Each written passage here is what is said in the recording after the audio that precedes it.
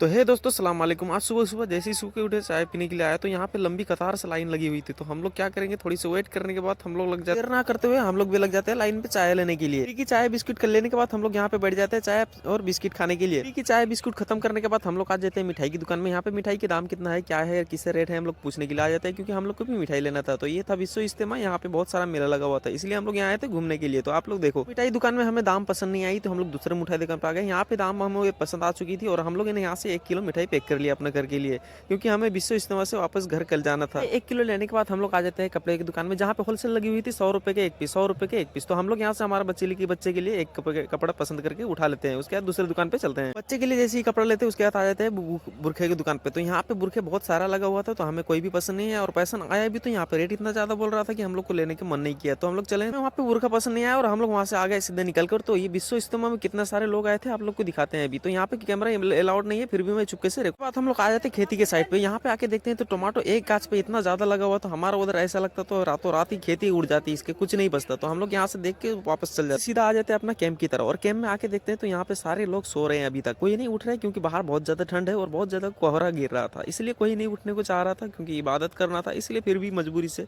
कुछ कुछ लोग उठ के इबादत करने लग रहे थे।